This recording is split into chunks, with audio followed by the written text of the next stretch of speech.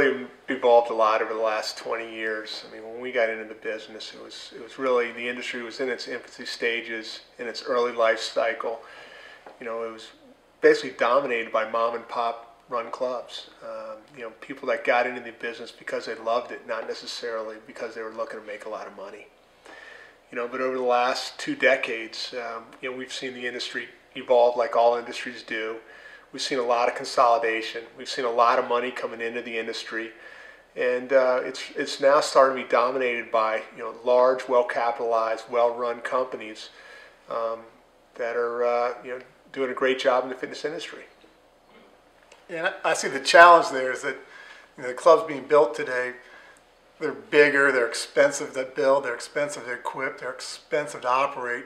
We're still charging roughly the same thing we did 20 years ago. It's kind of crazy, but it's made for a very competitive industry. And because of that, only the best built, best operated clubs are going to be successful going forward. You know, and we think the industry over the next decade is really going to be dominated by 3 different categories. We're going to have the low-cost, kind of no-frills clubs. We're going to have the boutique clubs that charge a lot more, but go after a niche group of members. And then we're going to have the destination clubs that are large, very expensive to build clubs that have a lot of amenities that the members are willing to drive a little bit further and pay a little bit more. So that's really the way we see the industry going in the future.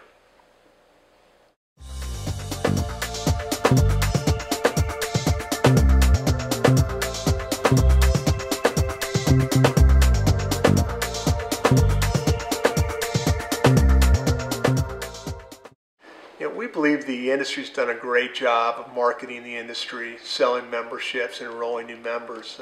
But we do believe that we've failed on giving the new members the tools to be successful in the clubs. And we have 16 or 17% of the population now working out in a health club, even though 100% of the population knows the benefit of regular exercise. So what we try to do is every new member, we give them 3 free personal training sessions, and try to give them some of the tools necessary to get the fitness results that they came in the gym looking for.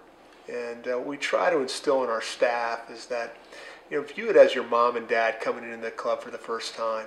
You know, they went to the doctor tells them, you know, you really need to get into a club. You need to get in better shape. So they take that step. They come in and join. But for whatever reason, they don't purchase the personal training. And so they go into the club for the first time, and they really don't know where to start. And they see everybody else in there that seems like they know what they're doing, and so they're intimidated. They don't want to look stupid, so they kind of leave. And then they go back a few more times, and the same thing happens, and basically they just drop out.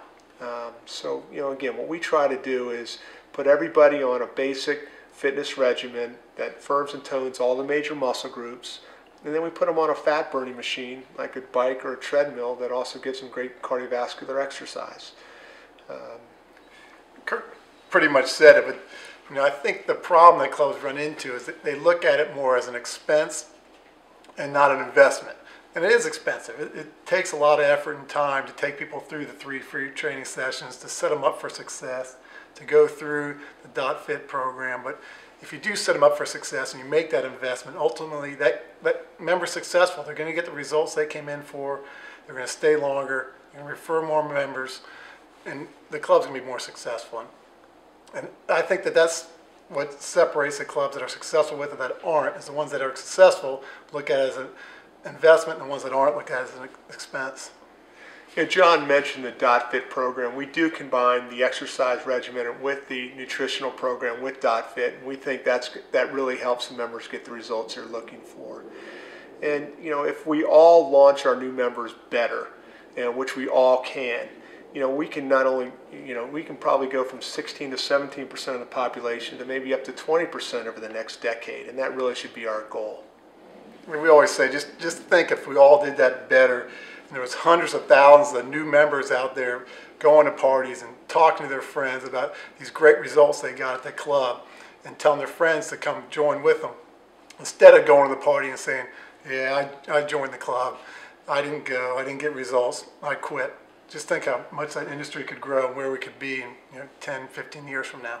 I mean, we all know that that members that use a club, they continue to pay and continue to stay with it, and they refer new members. So yeah, we all have to do a better job of launching the new members, giving them the tools they need to be successful in the clubs.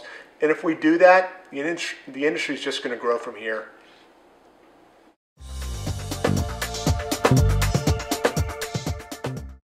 I'd really say our philosophy has stayed the same over the last 2 decades. I mean, when we got into the business, we really, cared about taking care of each and every member, getting them the results that they came into the gym and that they're looking for, and just give them a great experience. And, we don't view every member as a number, or we don't look at them as how can we get another $1 or $5 out of them. We really view them as if we take care of that member, they're going to stay and they're going to refer members to us. So. Our philosophy has really probably stayed the same over the last 2 decades and hasn't changed a lot. Yeah, that's right. And I think people would be really surprised if they came to one of our managers' meetings where a lot of clubs will spend the majority of the time on production and how can we sell more memberships, get more people through the door. We really focus on how can we deliver a better experience to that member and get them results they're looking for. And we think the dollars follow. If you take care of the members, they're ultimately going to give you the money and the club's going to be successful.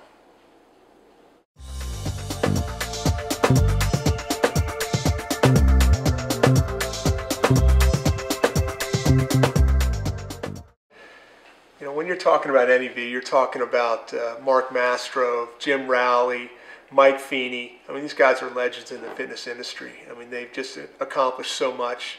I mean, they've built all different kinds of fitness concepts throughout the world, built over 1,000 clubs in their day.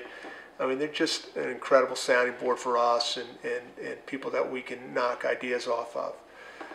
And then you combine that with Vision Capital, our private equity financial partner.